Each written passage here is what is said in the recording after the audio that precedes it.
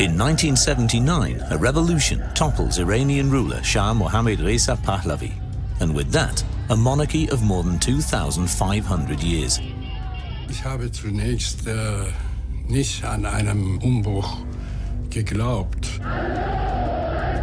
That's the way authoritarian regimes fall. First gradually, and then suddenly. The Shah's mistake was to want to do too much too fast.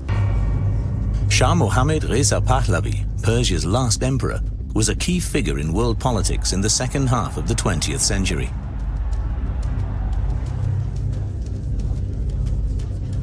His fiercest opponent, Ruhollah Mousavi Khomeini. The Ayatollah becomes the bearer of hope for all those who are against the Shah. Die beiden sind tatsächlich Gegenpole, so wie ihr gesellschaftliches Bild, so auch ihre beiden Personen. They became very fierce antagonists, absolutely. And the Shah developed an almost obsession with them. Their rivalry lasted for almost their entire lives. In the end, the Shah is defeated, the Ayatollah is victorious, and with him, Islamic fundamentalism, a new challenge for world politics.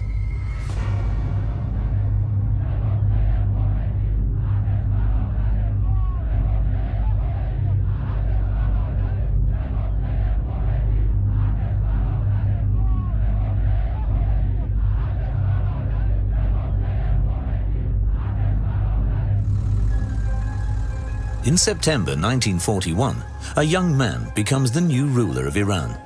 At just 21 years of age, Shah Mohammad Reza Pahlavi is sworn in as the new head of state in the Iranian parliament, in the middle of the Second World War.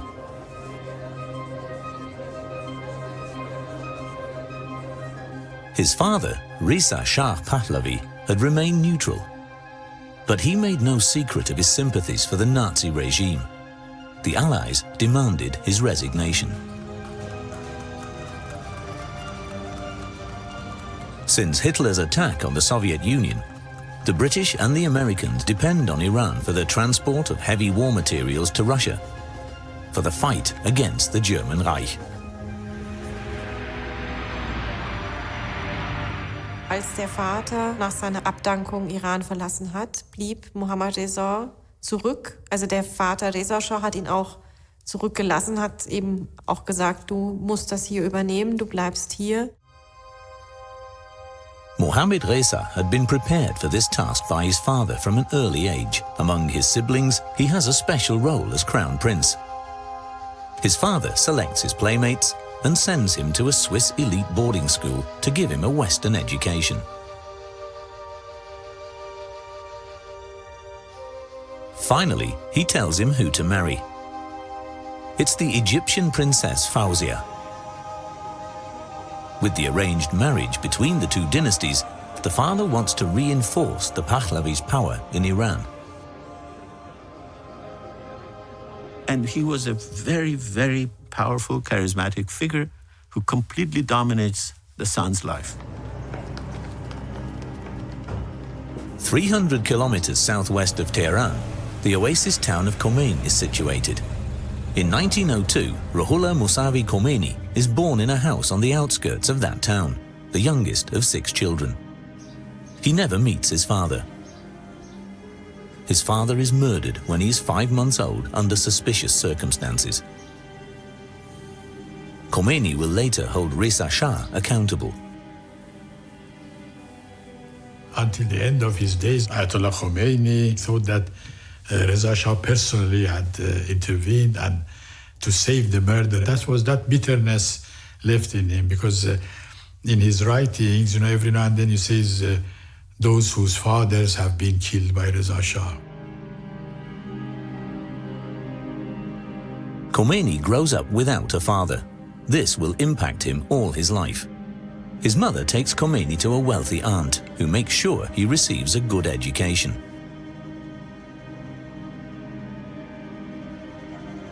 At 5 years of age, Khomeini starts school. A village teacher teaches him how to read and write. He's a fast learner. Among his classmates, he's the most gifted. While others play, he studies and reads the Quran. Before Reza Shah was forced to abdicate, he had started extensive reforms in Iran. He wanted Persia to become a modern state. This included the fact that women were no longer allowed to wear a chador, the traditional veil. The clergy saw this as an assault on religious matters and protested. For Khomeini, who was studying Islamic theory of law by then, this was a fundamental violation of the principles of Islam. Khomeini war ein politischer Geistlicher, auch schon bevor er wirklich öffentlich auftrat. Kann man das auch festmachen an seinen Schriften. Also wir haben ein Traktat von ihm, Kashf al-Asrar, also die Enthüllung der Geheimnisse, heißt dieser Titel. Darin greift er sehr stark Reza Shah an. Reza Shah's abdication under pressure from the Allies must have been greatly gratifying for him. He demands that Iran will now be ruled according to Islamic law again. This demand doesn't have any effect yet. Reza Shah dies in exile in South Africa in 1944. If not before, now with his son transferring the body, all eyes are on the new Shah. People wonder how he will solve the conflict with the clergy, which he inherited from his father. So far, he'd been perceived as rather restrained by the public.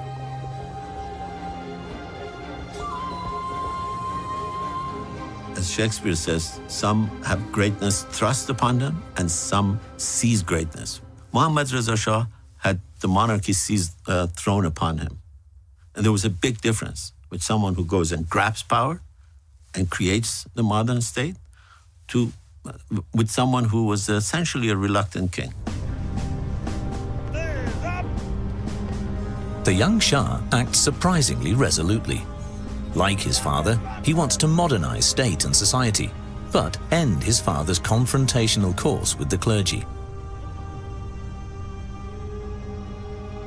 His subsequent opponent, Khomeini, now teaches Islamic theory of law.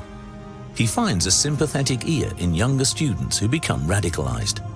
One group names themselves Fadaiyan-e-Islam. These martyrs of Islam are Shiite fundamentalists. They come from the ghettos of Tehran and demand the establishment of a theocratic state on the basis of the Quran. Any Western influence is to be banned. Women must wear veils in public again. Within a couple of years, they really became very important because first of all, they assassinated a top intellectual, Mr. Ahmad Kasravi, who campaigned against Islam as a whole. Then they proceeded further and assassinated the Prime Minister, General Razmara. And Khomeini was the cleric who gave them clerical cover. Because, in Islam, or at least in Shiite Islam, you can't just go and kill somebody unless a clerical authority writes a fatwa, as, for example, like Khomeini wrote against Salman Rushdie. In early 1949, there's an assassination attempt on the Shah as well. It was probably carried out by a terror group, but this has never been proven. The Iranian parliament blames the Moscow-following Tudeh party and bans it. This comes in useful for the Shah, for communist ideology is equally as suspicious to him as is radical Islam.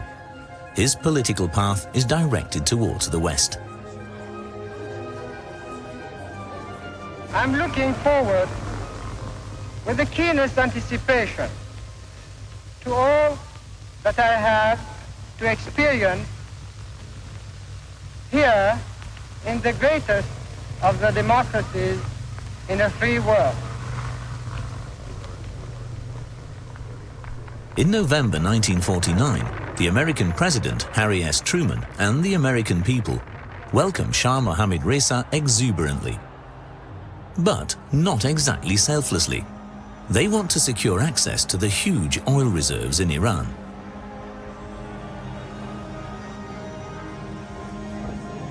The Shah, on the other hand, needs support for his plans to modernize Iran from the bottom. He's interested in all technical innovations like the Hoover Dam. Not everyone likes his enthusiasm for the West. Das Land war total abhängig. Der Schah war abhängig von den Amerikanern und von den Briten. Und wir wollten ein unabhängiges Land haben. Ein Land, das sein Schicksal selbst in die Hand nimmt, selbst entscheidet. The global economic boom after the war requires fuel. Oil. In Abadan, near the Persian Gulf, the world's greatest refinery is built. Since the beginning of the 20th century, oil production had been mainly in British hands. In Iran, the Anglo-Iranian Oil Company is like a state within a state. When the Iranian parliament decides to nationalize the oil industry in March 1951, Great Britain pulls the oil plug on Iran.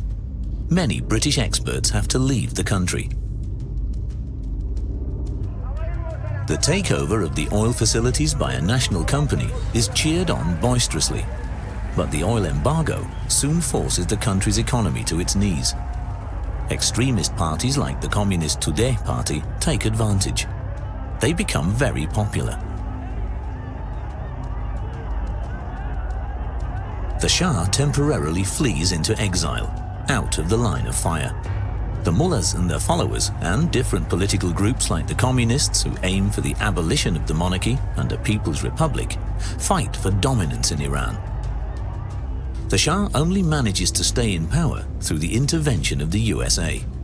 The American Secret Service, CIA, supports him with a lot of money and helps him to establish his own secret service, the Sabak. Our Shah became a kind of Roman Caesar, involved in day-to-day business, involved in day-to-day wars. And if, like the Roman Caesar, you become involved in day-to-day, like Julius Caesar, somebody will kill you. During this time, Khomeini doesn't make any public statements on political questions. He withdraws to his house in the holy city of Qom, where he lives with his wife and children. Only his most dedicated followers come to see him, but they don't say a word about what Khomeini discusses with them either. In solitude, the clergyman continues his work on his ideas for the Islamization of the Iranian state, discreetly but with confidence. He is extremely confident when he meets the Shah in person. On behalf of the Grand Ayatollah, Khomeini asks the Shah to pardon one of the assassins from the terror group Fadayan-e-Islam, successfully.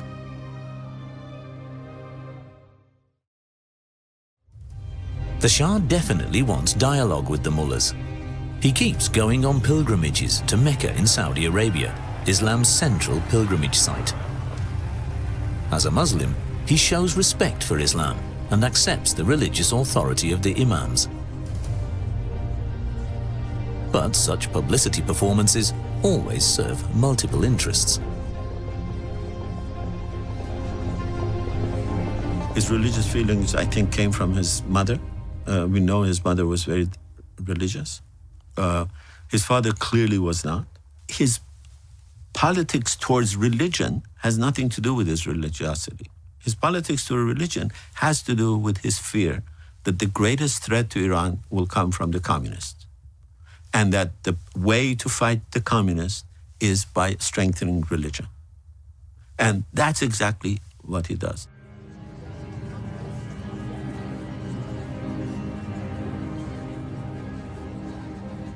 Any ally in the fight against the influence of the Communist Soviet Union is fine with the Shah. Therefore, he tries to win over the clergy, which was traditionally anti-communist and monarchist. It's a calculation which won't add up. He certainly thought that that ideological backing was religion. And that's, again, another mistake that he made. Religion, particularly as incarnated by the Shia clergy, could never have become the ideological framework on which to build modernization and westernization. In December 1959, there are pompous festivities in Tehran. Tabloid reporters from all over the world fight for the best picture of Mohammad Reza Shah and Farah Diba. After 2 divorces, the new queen needs to produce the desired successor to the throne so that the Pahlavi dynasty can live on. Farah becomes an influential woman at the side of her husband. She also accompanies him on his trip to America in April 1962, where the couple are received frenetically.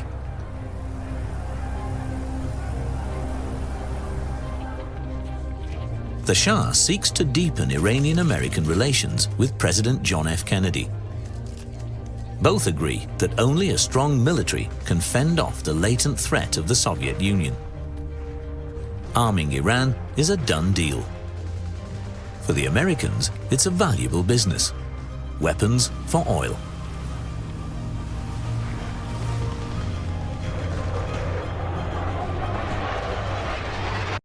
Here's what a whole home water filtration system costs, including installation.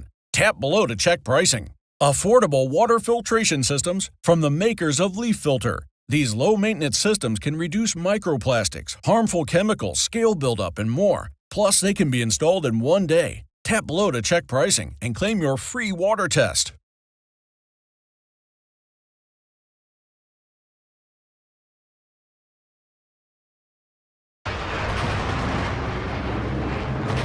Die Amerikaner haben die modernsten Waffen dem Schah zur Verfügung gestellt, seine Militärs aufgebaut. Es gab unzählige militärische Berater im Iran. Die haben bestimmt, was gemacht wird und was nicht gemacht wird. Und alles, was sie gemacht haben, diente bestimmt nicht der Demokratie. In the 1960s, Iran was still a developing country. Most of the people were farmers without their own land. The land belonged to feudal masters and land barons, including a number of mullahs and religious trusts. On the 11th of January 1963, the Shah introduces an extensive program of reforms. He calls it the White Revolution.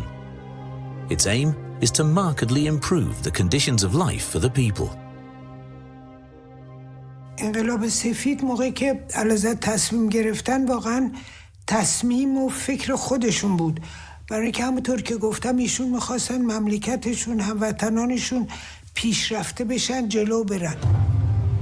A national referendum strengthens the ambitious program, which includes the abolition of the feudal system, privatization of state-owned companies, the fight against illiteracy, and the introduction of women's voting rights. Women are not allowed to take part in the referendum yet. However, they flock to the polling stations to demonstrate their approval. He wanted Iran to modernize. The White Revolution was intended to make Iran better. And it did. In many, many ways it did. It ended feudalism in Iran. That's not an easy thing to do.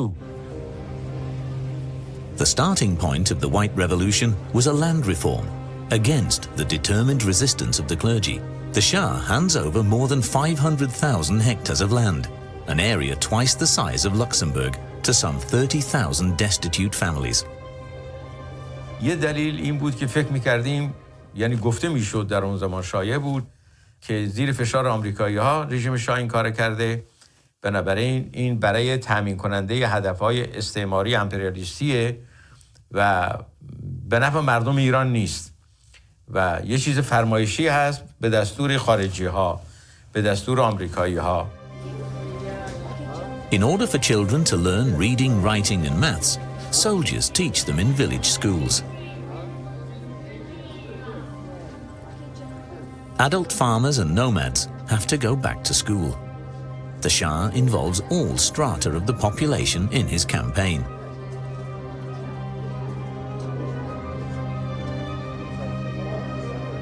Es gab eine Armee zur Alphabetisierung und nicht tatsächliche Bildung. Und ich meine, es ist gut, wenn die Leute alphabetisiert sind, aber Alphabetisierung bedeutet nicht politische Bildung. Das ist ein sehr großer Unterschied. Und politische Bildung wurde überhaupt sowohl an den Schulen als auch an den Universitäten verboten. Khomeini takes on the role of a mouthpiece for a group of mullahs who reject this policy as pro-Western. در اون زمان آیت الله خمینی عنوان فردی شمرده میشد که این خواسته های مردم رو، خواسته های معترضان و مخالفان رو بازگو میکرد و با شجاعت و شهامت اینها رو پیگیری میکرد. از این جهت هم ما از آیت الله خمینی حمایت میکردیم. Khomeini war zu der Zeit, als er dann wirklich öffentlich auftrat, eben nicht mehr der junge Geistliche, der vorher war in Rom, der sich über Reza Shah beschwert hatte, der sich dann eben auch zurückhielt aus Respekt vor seinen Lehrern, sondern zu der Zeit war er dann eben auch schon Großayatollah, hatte sich dann eben auch schon eine ansehnliche Anhängerschaft versammelt und konnte dann natürlich auch, hatte ein ganz anderes Mobilisierungspotenzial. Khomeini takes advantage of his gain in power. He abandons his hitherto withdrawn position and openly opposes the Shah's politics. For the first time, he publicly warns him not to carry on with his father's ways. Khomeini sent a couple of letters directly addressed to the Shah, and the Shah gave a couple of speeches directly responding to him. I've quoted those at length in the Shah book, and they're remarkable. Khomeini, for his defiance, telling the Shah, boy, don't do something so that I throw you out of the country like your father. And the Shah saying these little, the word is like ants, like who survive in feces. We are not going to let them rule this country. Strengthening the role of women in Iranian society is an integral part of the White Revolution. Iranian women grasped this opportunity to make public use of their newly acquired rights and the associated self-confidence. Women can not only vote now, they can also become political candidates. For Iranian women, this is a milestone on their path to emancipation.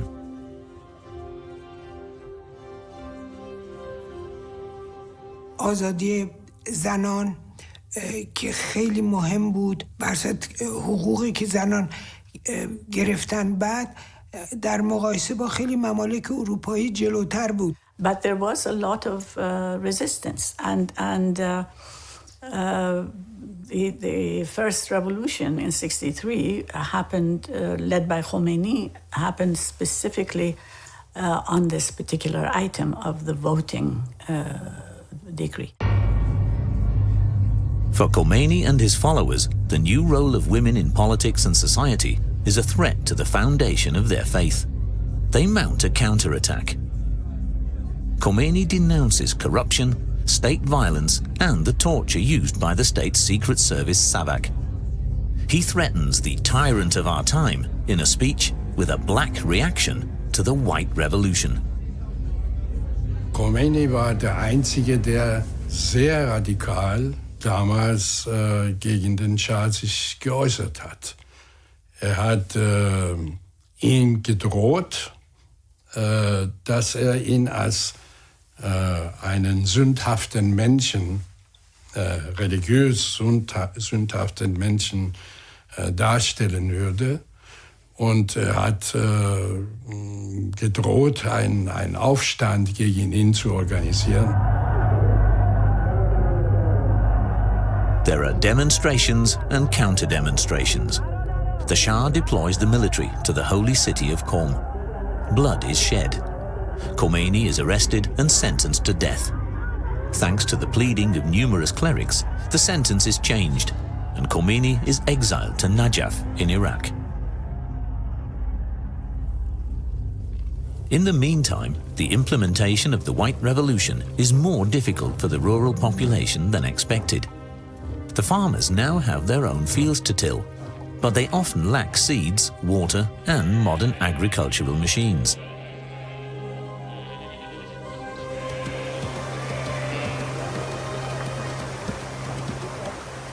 نتیجه این شد که این اصلاحات ارضی سبب شد که روستایی‌ها در ده نمیتونستن بمونن، راهی شهرها شدن، راهی شهرستان شدن، راهی تهران شدن. بعد در تهران هم چون اینا در داخل شهر نمیتونستن زندگی بکنن، آمیان حاشیه‌نشین شهرها شدن. و همین حاشیه‌نشین‌ها بودن در دوره انقلاب جزو سربازان انقلاب شدن. If you're going to end feudalism and you're going to bring millions of people into the city, you have to be prepared for it. You have to think, who is going to teach these people the political rules of the new game? And then he made it impossible for anyone other than the clergy to have a political organization in Iran. At first, Khomeini completely secludes himself in his exile in Najaf, a stronghold of Shiite Islam in Iraq. At 60, he believes he's finished. He's isolated.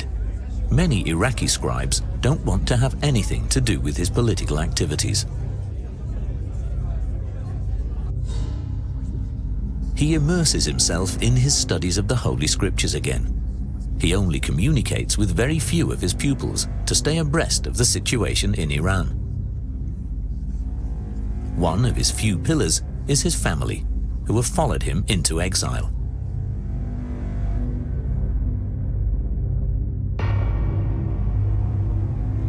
He was this distant figure, very little interest in anything other than his mosque and his books. He never went once 2 blocks from his house, the other side, to see a river. He went to his mosque and came home for 14 years. Meanwhile, in Iran, in October 1967, the Shah continues the grandeur of the old days. The Shah had always stressed that he wanted to achieve something for his country before ascending the peacock throne with all honors. Now, he has himself crowned emperor in Tehran. The clergy supports him. The Shah has always factored the clergy into his public appearances. He knows how important it is, especially for the ordinary people, to reference the religious foundation of the ruling dynasty. Now it seems he has arrived. He is the Shahanshah, the King of Kings.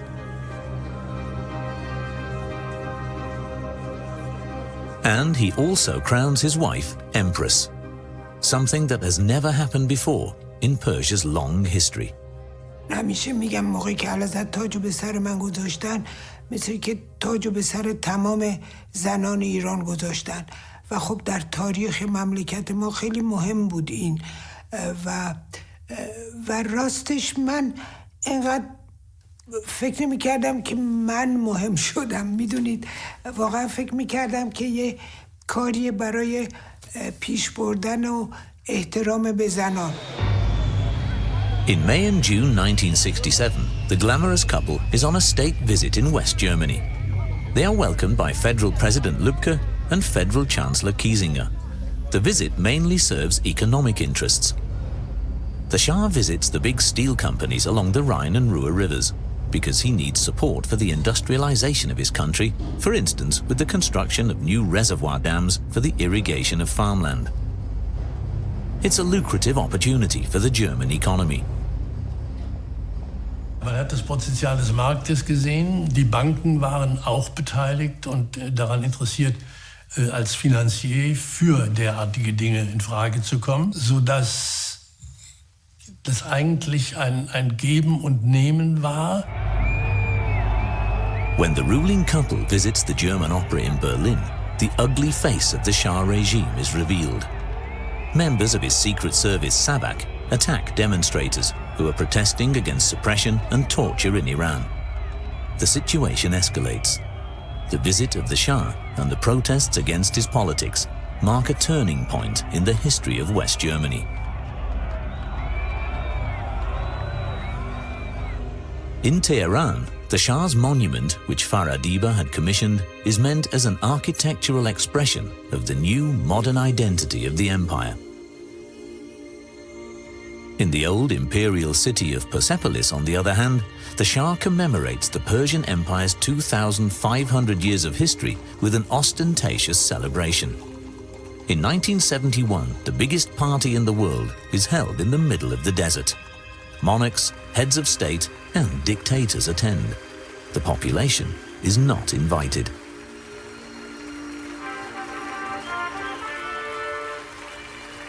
It was one of those things that the intention was well, but the execution went so much in exaggerated way, mixed with cronyism and corruption, that I think it backfired on him. In order to lead the White Revolution to success, the Shah upgrades the technology of the country with the help of capital assistance from abroad. He invests billions in electrification and numerous other industries. He wants Iran to get in with modernity and become great again, just like the Persian Empire was historically. I think that our country in the next 10 years will be what you are today. In the next 25 years, according to other people, I'm not saying that, will be among the 5 most prosperous countries of the world. To this end, the Shah also invests in nuclear energy. US, American, and French companies want to do this lucrative deal. In the end, however, it's West German businesses who signed the deal with Iran.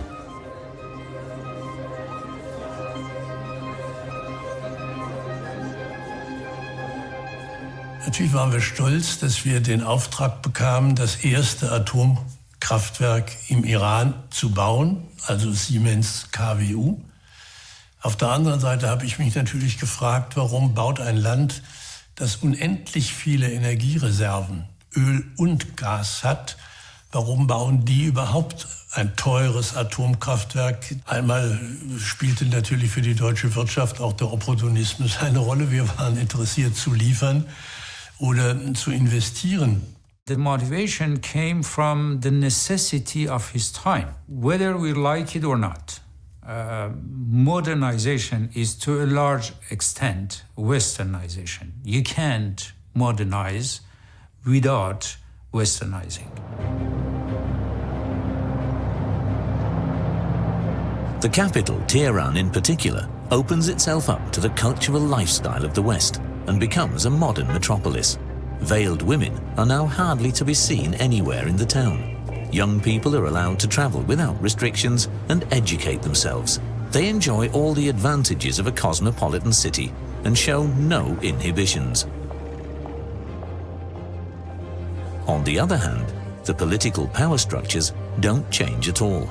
They remain traditionally monarchist and tailored to the Shah. Wollte alles alleine entscheiden. Und das war der Fehler, der erstens alle Misserfolge, die er hatte, erklärt und letztendlich auch das, was zu seinem Ende geführt hat. و وزرای شاه جرأت نمی‌کردند به شاه بگویند وضعیت اقتصاد کشور خراب است. اینا همه ناشی میشد از این تغییر از بالا، اونم به شیوه استبدادی که پر از فساد بود و جنایت ها و کشتن روشنفکران، فراری دادن روشنفکران و خیانت، به لحاظی که ایران رو زیر سلطه بیگانه نگاه می داشت. In contrast, in Najaf in Iraq, time seems to have stood still. Khomeini holds lectures for a small circle of students. He thinks about what an Islamic legal system could be like, with the clergy taking on a leading role. He condemns the shallowness and pure sensual pleasures of the West, attacks the colonial powers and Israel, and demands the end of separation of politics and religion. The transcripts of the lectures are published in a book about the Islamic State. I think I was one of the maybe first people to read it. I was shocked by it.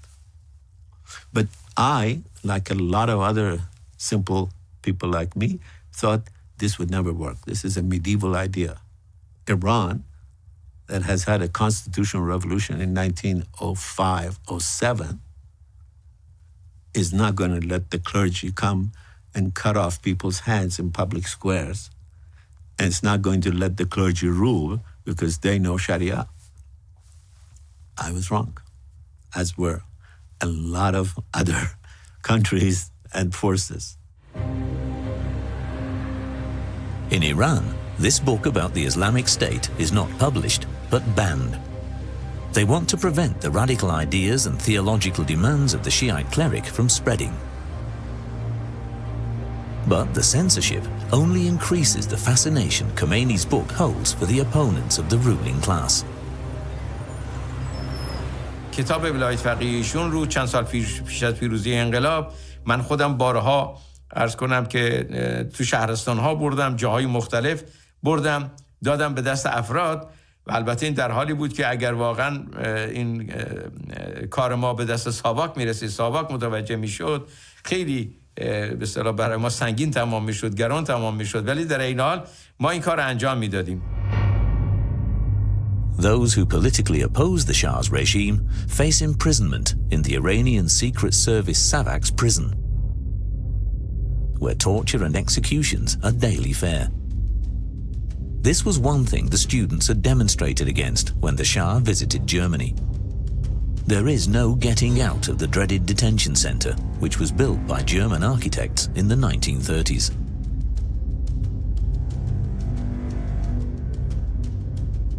Iranian politicians who are active today, like the current supreme religious leader Ali Khamenei, were imprisoned there during the reign of the Shah. Did they do bad things? Absolutely. Did they torture people? Absolutely. You can't forget that they actually did torture people. They tortured a lot of people. They executed a lot of people. But the opposition was also very successful in exaggerating the number of people who were in prison. We used to say in the Confederation that there are hundreds of thousands of prisoners in Iran. The actual number was about 4,000. Dissent, or worse, resistance, had no place in the Shah's regime. There is no open political dialogue on the country's social and political development. The parties, from left to right, are mostly silenced. The opposition has fled abroad or is imprisoned. The Shah's autocratic regime results in him losing contact with the people in his country more and more.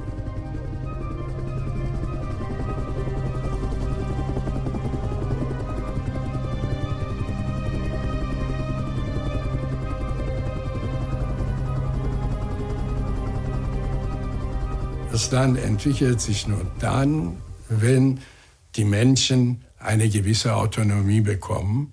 Das heißt, wenn sie das eigene Schicksal selbst in die Hand nehmen. Das ist ein Prozess der Demokratie. Ohne Demokratie, ohne Teilnahme der Bevölkerung läuft nichts. For instance, the dealers on the markets play an important social role in Iran. Millions of people come and shop with them every day. The Shah, however, doesn't really take the bazaris, the market dealers, into consideration in his politics of westernization. Department stores, chain stores and supermarkets like the ones you can find in the West threaten their livelihood. The Shah doesn't realize the consequences of his policies and how many enemies he creates for himself with them. Die iranische Revolution war ja erstmal per se keine rein islamische Revolution, sondern vereinte eben ganz unterschiedliche Kräfte, die eben auch in der iranischen Geschichte sehr stark waren. Deshalb würde ich das nicht reduzieren wollen auf so eine geistliche Opposition gegenüber dem Pahlavi-Staat. Tehran in particular, with its modern high-rise buildings, becomes the symbol of this belief in progress. But many people can't keep up with the Shah's pace. So they turn to that institution which is familiar to them and which gives them security in their insecurity. It completely went after the left, whether it was the left that was dependent on the Soviet Union or whether it was the social democratic left. The only people who were allowed to build mosques, build schools, teach their own cadres were the religious folks. And you bring millions into the cities, in shanty towns, concentrate them, made them easy to mobilize, and allow the clergy to be the only one who's active there. And then people are surprised that the revolution was won by the clergy. The Shah has many mosques renovated in the 1970s. The number of Quran schools also rises immensely. This way, he wants to assure the clergy how important Islam as an essential foundation of Iranian society is to him, despite focusing his politics on the West. With his public appearances and his annual pilgrimages to the city of Mashhad, which is one of the 7 holy cities of Islam, he hopes to keep the clergy securely on his side.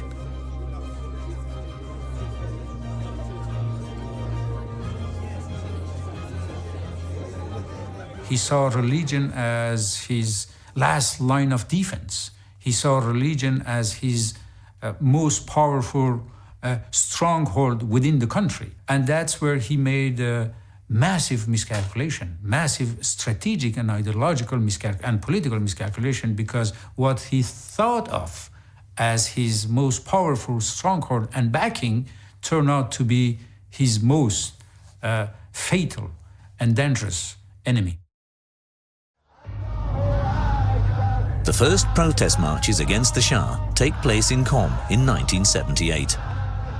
The reason is a defamatory article against Khomeini, which is published in a big Iranian daily newspaper. The article accuses him and the clergy of counter-revolution. His followers organize a demonstration of support. It was the fast-moving revolution. Maybe it is the fastest revolution in human history, because everything happened within 4 months. With every passing day, the resolve of the Shah's regime to stay in power was weakening, and the resolve of the opposition to demand his removal was increasing. There were fatalities during this demonstration in Qom. According to Islamic custom, the dead are commemorated every 40 days. Soon, hundreds of thousands take to the streets. Each time, there are more of them. The Shah wasn't anticipating this kind of resistance. It catches him and his regime completely off guard. The growing power of the streets paralyzes him. On August the 19th, 1978, an arson attack on Cinema Rex in the oil city of Abadan kills 422 people. The opposition blames the Iranian Secret Service and the Shah. Later on, there's a growing body of evidence for the clergy being behind the attack, with Khomeini as the mastermind in the background. After Cinema Rex, it was a different story, both in magnitude, in the anger, and in the slogans. For the first time, I heard thousands of people say death to the Shah. That would have been unimaginable in '77. The protest of the masses turns into open violence. Tehran is ablaze. The military intervenes.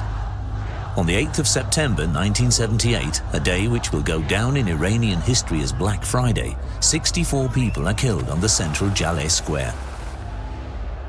The opposition claims there were 15,000 deaths. A general strike ensues, paralyzing the country.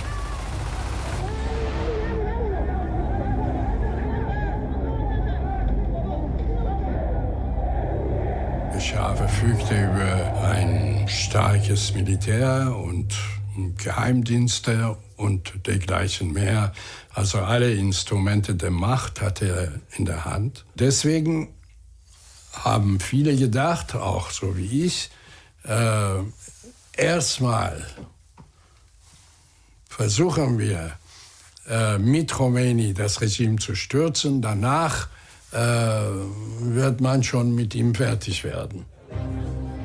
At the behest of the Shah, the government declares Khomeini a persona non grata.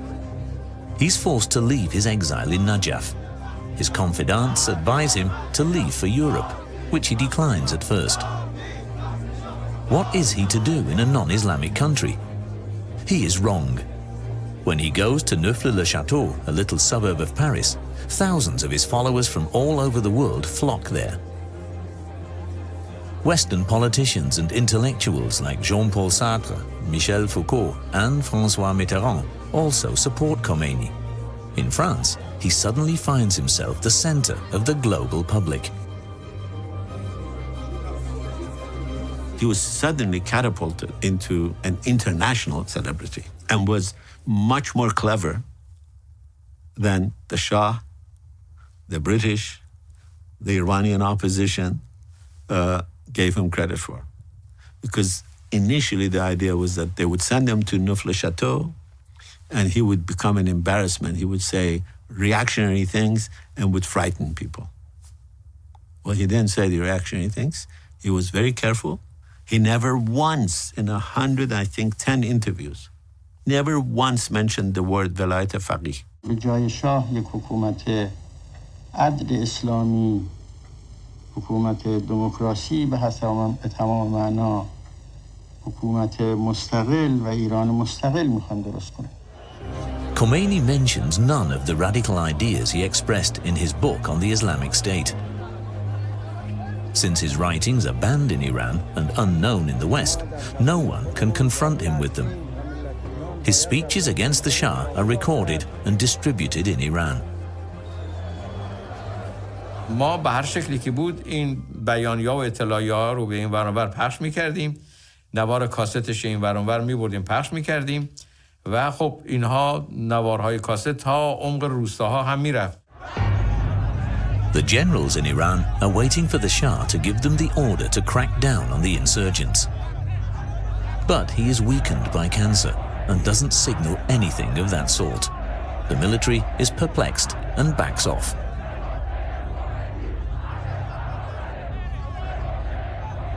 When the soldiers stop shooting at the people put flowers in their guns and give them pictures of Khomeini.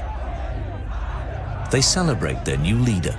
In a televised appeal to the Iranian people, the Shah wants to change tack one more time. من نیز پیام انقلاب شما ملت ایران را شنیدم. تضمین می‌کنم که حکومت ایران در آینده بر اساس قانون اساسی، عدالت اجتماعی و اراده ملی و به دور از استبداد و ظلم و فساد خواهد بود. He looked weak. He looked absolutely despondent. He couldn't read the text. And the point that he was saying is that I have heard, that's the famous phrase, I have heard the call of your revolution and give me another chance. And people saw it rightly as a sign of his weakness. If ever there was a sign that he is not going to be able to master the situation, that was, to me, the speech. The crisis in Iran also causes ripples at international level. French President of State Giscard d'Estaing invites the German Chancellor Helmut Schmidt, US President Carter, and British Prime Minister Callaghan to Guadeloupe for a conference. Here, they decide on the fate of Iran. Nos entretiens ont fait apparaître un double objectif, accroître la sécurité et réduire les tensions dans le monde. Il nous est apparu que la reconnaissance légitime des réalités du monde contemporain doit s'accompagner de la poursuite des efforts pour améliorer les relations internationales. This means that the Western powers drop the Shah and his regime. On the 16th of January 1979, the Shah and his family leave Iran. The Shah expects the crisis to be over soon so that he can return. It turns out to be a farewell for good. و هیچ وقت فراموش نمی کنم اشکایی که در چشمانشون بود که موقعی که می رفتیم و اون افسری که خودشو به پای علزت انداخت. The Shah was a good king for the time of peace. He wasn't a good king for the time of big trouble. He was really a double personality. When he felt strong, he was extremely self-assured, and the first signs of weakness made him very, very timid. There was no other figure. Mr. Khomeini became the point of union. 14 days later, on the 1st of February 1979, Khomeini flies from Paris to Tehran. No one knows how this journey will end. Will the Shah's military force the plane to turn back or even shoot it down to prevent Khomeini from returning? خب این کسی که وارد هواپیما می شود با وجود این خطر با خیال آسوده وارد نمیشه به هواپیما. طبیعتاً دل نگرانی دارد. آقای خمینی هم چیزی ظاهر نمی کرد که دلخوره داره. ولی قایناقایی بشر دیگه. او هم این دلخوره رو می داشت. After 14 years of exile, Khomeini now steps onto Iranian soil again.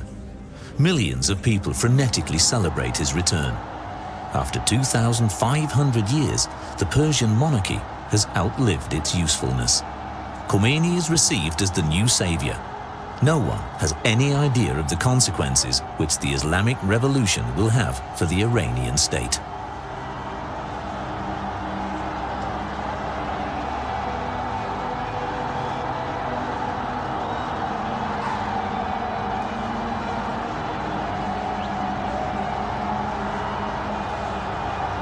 Virtually all our intellectuals supported Khomeini, from right to left, including those who had supported the Shah.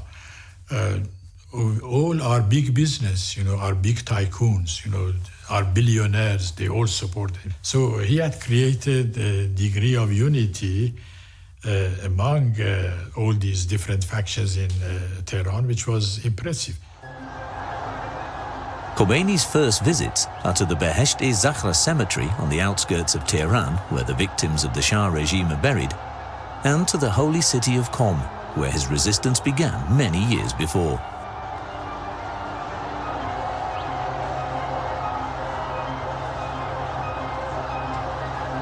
The confrontation between these two could be summarized to the confrontation of two opposing will.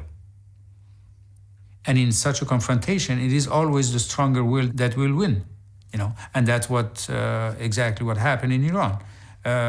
Khomeini's will was far stronger to conquer power than the Shah's will to keep power. After an odyssey through several countries, the Shah dies of terminal cancer in Cairo on the 27th of July 1980. He lived to be 60 years of age. His body is buried in the Al-Rifai Mosque in the Egyptian capital.